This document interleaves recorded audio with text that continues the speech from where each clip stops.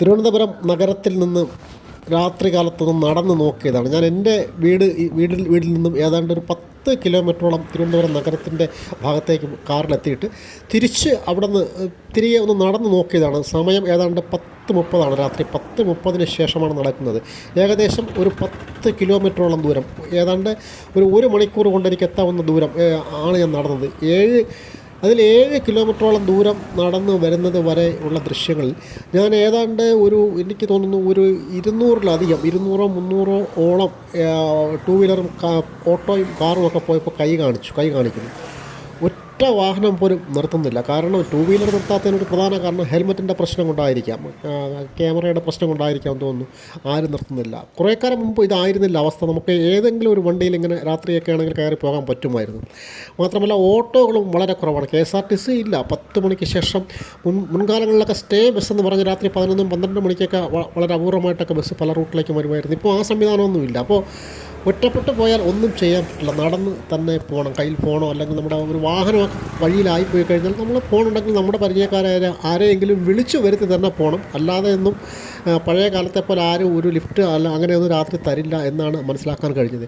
പിന്നെ മറ്റൊരു കാര്യം, ഞാൻ ഈ കൈ കാണിക്കുന്ന ദൃശ്യങ്ങളാണ്. എത്രയോ വാഹനങ്ങളാണ് കൈ കാണിക്കുന്നത്. എല്ലാം ചീറിപ്പാഞ്ഞ് പോകുന്നു. പല വാഹനങ്ങളും അമിത വേഗതയിലാണ് രാത്രി പോകുന്നത്.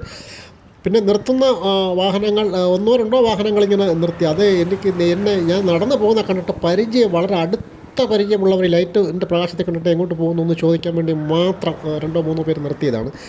ബാക്കി ഒരു വാഹനവും നിർത്തുന്നില്ല. മാത്രമല്ല പട്ടികളുടെ ശല്യം, നായ്ക്കളുടെ ശല്യം, തെരുവ് നായ്ക്കളുടെ ശല്യം പല സ്ഥലത്തും രൂക്ഷമാണ്. ചില സ്ഥലത്ത് കൂട്ടം കൂടി 8-10 നായ്ക്കളാണ് ചില സ്ഥലത്ത് ഇരുട്ട് ഭാഗത്ത് നിൽക്കുന്നത്. പ്രത്യേകിച്ച് എൻ്റെ കയ്യിൽ വടിയോ മറ്റു ആയുധങ്ങളൊന്നും തന്നെ ഇല്ല. ഞാനിങ്ങനെ ഒരു മുണ്ടും ഷർട്ടും ഇട്ട് നടന്നു പോകുന്നത്. കാരണം രാത്രി ആയതുകൊണ്ട് ഈ ഒരു വേഷത്തിൽ പോയാലെങ്കിലും ആരെങ്കിലും നിർത്തുമോ എന്നറിയാൻ വേണ്ടിയിട്ടായിരുന്നു. ഒരു വാഹനവും നിർത്തിയില്ല. ഒടുവിൽ റെയിൽവേ സ്റ്റേഷനിൽ പോയിട്ട് ഹിന്ദിക്കാരെയും ബംഗാളികളെയും കൊണ്ടുവന്ന ഒരു ഓട്ടോ, അതും ഏറ്റവും വലിയ രസമെന്ന് പറഞ്ഞാൽ ഏറ്റവും അടുത്തറിയാവുന്ന ഒരു സുഹൃത്തിൻ്റെ വാഹനമായിരുന്നു. പുള്ളിയുടെ വാഹനമാണ്. നിർത്തിയിട്ട് പുള്ളിയുടെ വാഹനത്തിലാണ് പിന്നെ ഞാൻ കുറച്ച് നേരം യാത്ര ചെയ്തത്. അതിൻ്റെ പുറകെ എൻ്റെ കാറുണ്ടായിരുന്നു. ഏതായാലും ഇതാണ് ഇപ്പോഴത്തെ തിരുവനന്തപുരത്തിൻ്റെ അവസ്ഥ. മാത്രമല്ല ഈ ഏകദേശം 7-8 കിലോമീറ്ററോളം ഞാൻ നടന്ന് എത്തിയിട്ടും ഇത്രയും നടന്ന് വന്നിട്ട് പോലും ഒരു പോലീസുകാരോ ആരും തന്നെ എന്നെ ഒന്ന് തടയുകയോ അല്ലെങ്കിൽ എന്താണ് നടക്കുന്ന രാത്രി എന്ന് ചോദിക്കാനോ ഒന്നും നോക്കണം. ഈ 10:30-നും 11:30 ഇടയ്ക്കാണെന്ന് നോക്കണം. ഇത്രയും ദൂരമാണെന്ന് ആലോചിക്കണം. എന്നിട്ടും അങ്ങനെയുള്ള ഇതൊന്നും ഒരിടത്തും ഉണ്ടായില്ല. ഞാനത് പ്രതീക്ഷിച്ചിരുന്നതാണ്. കാരണം ഇത്രയും ദൂരം നടന്നിങ്ങനെ വരുമ്പോൾ സ്വാഭാവികമായിട്ടും ഒരു പോലീസ് വാഹനം വരികയോ അല്ലെങ്കിൽ അവരങ്ങ് നോക്കുകയോ അല്ലെങ്കിൽ നിർത്തുകയോ ഒക്കെ ചെയ്ത് ചോദിക്കുമെന്ന് വിചാരിച്ചു. പക്ഷേ ഒരു പോലീസ് സ്റ്റേഷൻ്റെ മുൻഭാഗത്തു കൂടിയാണ് യാത്ര എന്നതും രസകരമാണ്. അപ്പോൾ അങ്ങനെയൊന്നുള്ള പ്രശ്നമൊന്നും ഉണ്ടായില്ല. പക്ഷേ നായ്ക്കളുടെ ശല്യമുണ്ട്. പിന്നെ മറ്റ് വാഹനങ്ങളൊന്നും നമുക്ക് നിർത്തില്ല. നമ്മളിങ്ങനെ തന്നെ നടന്ന് തന്നെ എത്ര ദൂരം ഉണ്ടെങ്കിലും പോകണം. ഇതാണ് തിരുവനന്തപുരത്തിൻ്റെ അവസ്ഥ. ചില സ്ഥലത്ത് ലൈറ്റ് പ്രകാശം തെരുവിളക്കുണ്ട്. എന്നാൽ ചില സ്ഥലത്ത് തീരെ തെരുവിളക്കൊന്നുമില്ല. വളരെ ഇരുട്ടായ പ്രദേശങ്ങളുമുണ്ട്. അപ്പോൾ ഇത് വെറുതെ ഒന്ന് നടന്ന് നോക്കിയതാണ്. എന്തായിരിക്കും അതിൻ്റെ ഇതൊന്നും അറിയാനായിട്ട്, എങ്ങനെയായിരിക്കും ഇത്രയും ദൂരം നടന്നു വരുമ്പോൾ ഉള്ള അനുഭവങ്ങളൊന്നും അറിയുന്നതിന് വേണ്ടിയിട്ട് നടന്നു വന്നതാണ്. മറ്റ് പ്രശ്നങ്ങളൊന്നും എന്തായാലും വഴിയിൽ ഉണ്ടായില്ല.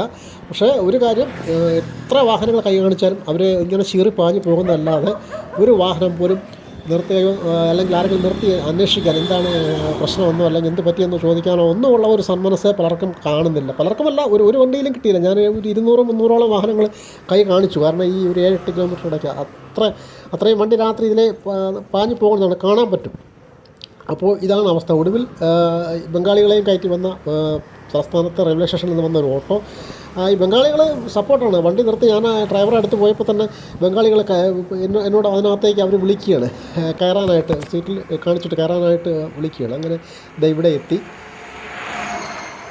ഇതാണ് തിരുവനന്തപുരത്ത് രാത്രി കഴിഞ്ഞ ദിവസം, അതായത് ഇന്നലെ രാത്രി ഫെബ്രുവരി 2-ാം തീയതി ഇന്നലെ രാത്രി നടക്കാനിറങ്ങിയ എനിക്ക് ഉണ്ടായ ഈ അനുഭവമാണ്. അപ്പോൾ ഇത് എല്ലാവരുമായിട്ടും പങ്കുവയ്ക്കുകയാണ്. അപ്പോൾ ഇരുട്ടാണ് ഈ ഭാഗത്തൊക്കെ, വളരെ ഇരുട്ടാണ്. ഈ വാഹനമാണ് നിർത്തിയിരിക്കുന്നത്.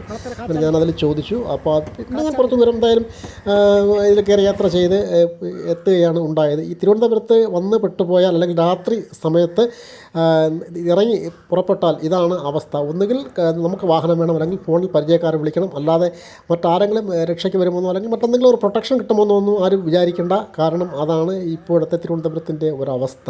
മുൻകാലങ്ങളിൽ ഉള്ള ഒരു അനുഭവങ്ങളൊക്കെ വെച്ചിട്ടാണ് ഞാനിങ്ങനെ നടന്ന് നോക്കിയത്. അപ്പോൾ ഇപ്പോഴത്തെ അവസ്ഥ എന്ന് പറയുന്നത് ഇതാണ്.